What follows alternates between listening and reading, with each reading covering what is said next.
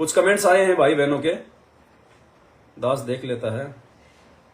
अगर घर में कोई एक साथ संगति से जुड़ा हुआ है तो क्या करना है? भक्ति करनी है और क्या करना है? संघर्ष करना है। ज्ञान किस लिए दिया परमात्मा ने? 28 साल से इतना ठोक बजा के ज्ञान क्यों दिया भगवान ने? हर शंका का समाधान सात संगति से शंका समाधान की पुस्तक लिखवा कर क्यों दिया गुरुजी ने? रोजाना लाइव आ रहे हैं, किस लिए आ रहे हैं? आप भाई बहनों को हिम्मत देने के लिए, ताकि हम संघर्ष करें, जैसे मीरा ने किया, भगत प्रहलाद ने किया, मंसूर ने किया। भाई ज्ञान भगवान ने ठोक के दिया तो परीक्षा भी ठोक के लेगा। भाई संघर्ष करना है, संघर्ष करना पड़ेगा भगत जी। ऐसे तो भक्ति नहीं बनेगी। काल तो हमेशा फिर ऐसे पीछे लगा रहेगा, तुम हमेशा परिवार के दबाव में रहोगे तो कैसे भक्ति होगी भाई?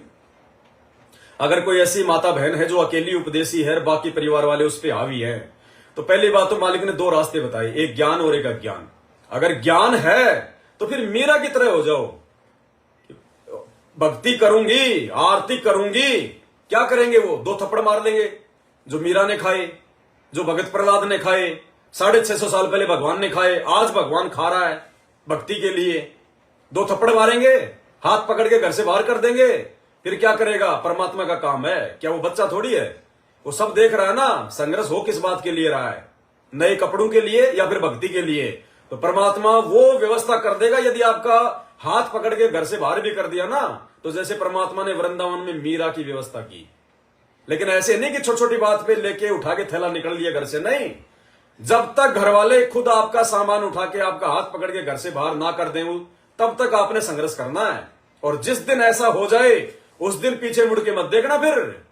फिर परमात्मा के नाम पे चाहे रोड पे जाके बैठ जाना। भगवान परमात्मा धरती पे प्रकट है संत रामपाल जी। कोई भी रूप बढ़ा के, किसी में भी सत्प्रेरणा करके अपनी आत्मा के लिए रास्ते खोल देगा। काल अगर एक रास्ता बंद करता है, परमात्मा 20 खोलता है, 20। और दूसरा रास्ता है भाई अज्ञान का। घर वालों के दबाव में आके बात बात पे मर्यादा तोड़ दो, परमात्मा को नाराज कर दो, समय आने पे चोट खाते रहो। दो ही तरीके हैं भाई, तीसरा तरीका नहीं है। और अब तो परमात्मा ने कह दिया कि भैया लल्लो पत्तों वाली बात नहीं करूंगा, खरी खरी कहूंगा, चाहे भक्ति करनी है या नहीं करनी है। इतना ज्ञान देने के बाद और हम क्या संघर्ष कर रहे हैं हम?